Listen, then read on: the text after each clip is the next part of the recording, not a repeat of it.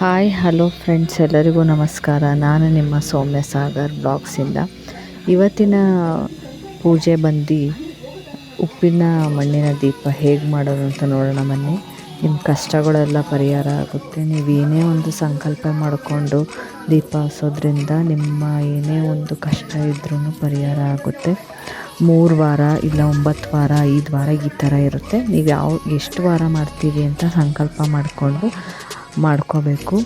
ಮೊದಲಿಗೆ ಒಂದು ಮಡಕೆಯನ್ನು ತಗೊಂಡು ಅದಕ್ಕೆಲ್ಲ ಅರಿಶಿನ ಎಲ್ಲ ಹಾಕ್ಬಿಟ್ಟು, ಅದಾದ ನಂತರ ಇನ್ನೊಂದು ಚಿಕ್ಕದು 2 ದೀಪ ತಗೊಳ್ಳಿ.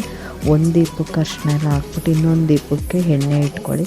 ಯಾಕಂದರೆ ಒಂದು ದೀಪ ಹಚ್ಚಬಾರ್ದು, ಅದಕ್ಕೋಸ್ಕರ ಅದ್ರ ಜೊತೆಗೆ ಇದನ್ನಿಡಬೇಕು. ಅಷ್ಟಲಕ್ಷ್ಮಿದು ರಂಗೋಲೆ ಬಿಟ್ಟು ಒಂದು ಹೊಸ ಪ್ಲೇಟು ಅಥವಾ ಪಂಚಪಾತ್ರೆ ಪ್ಲೇಟನ್ನು ತೊಗೊಂಡು ಅದ್ರ ಮೇಲೆ ಇಟ್ಕೊಂಡು ಸ್ವಲ್ಪ ಉಪ್ಪು ಹಾಕ್ಕೊಳ್ಳಿ. ಉಪ್ಪಾದ ನಂತರ ದೀಪ ಇಟ್ಕೊಳ್ಳಿ. ದೀಪ ಆದಮೇಲೆ ಅದಕ್ಕೆ ಹೂವಿನ ಅಲಂಕಾರ, ಅರಿಶಿನ, ಕುಂಕುಮ, ಅಕ್ಷತೆ ಎಲ್ಲ ಹಾಕಿ ಇಟ್ಕೊಂಡು ರೆಡಿ ಮಾಡ್ಕೊಳ್ಳಿ. ಅದಾದಮೇಲೆ ಸಂಕಲ್ಪ ಮಾಡಿಕೊಂಡು ಗಂಧದ ಕಡ್ಡಿಯಿಂದ ದೀಪನ ಬೆಳಗಿ ನೀವೇನೇ ಒಂದು ಕಷ್ಟ ಇದ್ರೂ ಕೇಳಿಕೊಂಡು ದೀಪ ಹಚ್ಚಿ ಭಕ್ತಿಯಿಂದ ನಿಮ್ಮ ಕಷ್ಟಗಳೆಲ್ಲ ಪರಿಹಾರ ಆಗ್ತವೆ. ಹೀಗೆ ವೀಡಿಯೋಸ್ನ ನೋಡಿ ಲೈಕ್ ಮಾಡಿ, ಶೇರ್ ಮಾಡಿ, ಕಮೆಂಟ್ ಮಾಡಿ. Thank you.